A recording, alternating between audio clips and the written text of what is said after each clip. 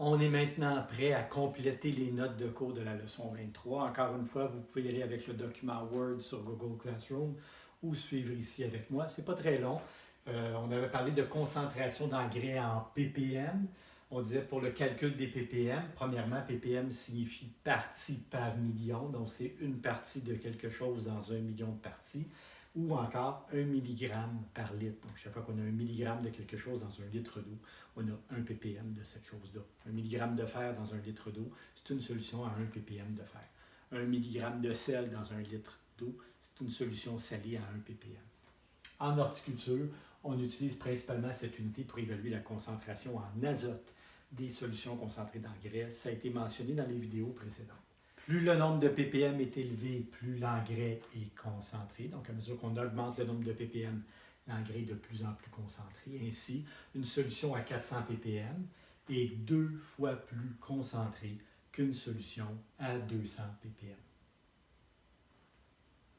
Guide général pour la fertilisation avec des engrais solubles. Cela a été vu ça aussi dans les leçons précédentes. Donc, on disait pour le printemps en serre, on devrait tourner autour de 400 ppm par semaine. Pour l'été en serre, dans les conditions excellentes, on peut monter à 6, 800 et même un petit peu plus. Donc, 6 à 800 ppm par semaine. L'automne, on revient autour du 400 ppm par semaine. Et l'hiver, dans les serres, on va diminuer le dosage autour de 150 ppm par semaine.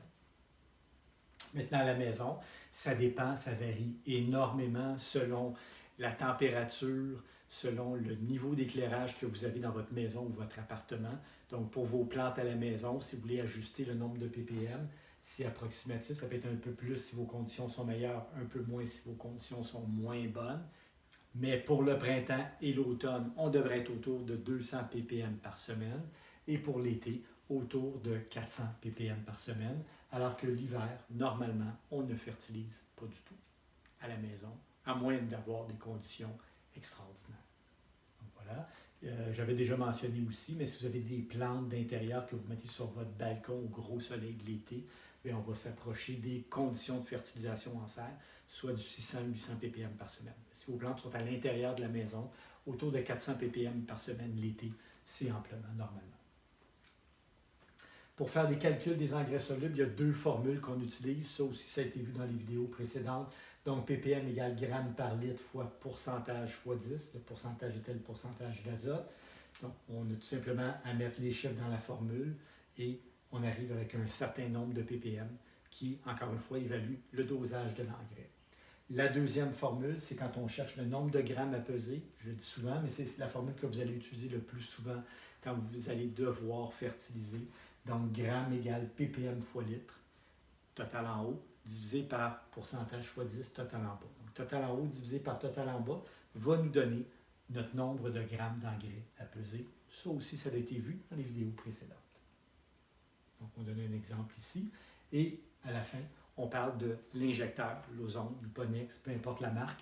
Donc, un injecteur, ce que ça fait, c'est que ça prend un peu d'engrais, que ça mélange à beaucoup d'eau. Si le rapport est de 20 pour 1, donc, si votre injecteur prend 1 litre d'engrais pour faire 20 litres de solution, 1 litre d'engrais mélangé à 19 litres d'eau qui va donner 20 litres de solution. Donc, si 1 litre d'engrais donne 20 litres de solution, 10 litres d'engrais va donner 200 litres de solution. 5 litres d'engrais fois 20 va donner 100 litres de solution. Donc, le calcul se fait dans les deux sens. On peut savoir le nombre de litres de concentré qui va nous donner combien de litres de solution. On pourrait aussi savoir on a besoin de combien de solutions et devoir trouver le nombre de litres de concentré. Évidemment, si on sait qu'on a besoin de 100 litres de solution, on va diviser par 20 pour trouver le nombre de litres de concentré. 100 litres de solution va demander 5 litres de concentré. Donc, un rapport de 20 tel que ça a déjà été vu dans les vidéos précédentes. Alors, c'est tout. C'est simplement ça pour les notes de cours de la leçon 23.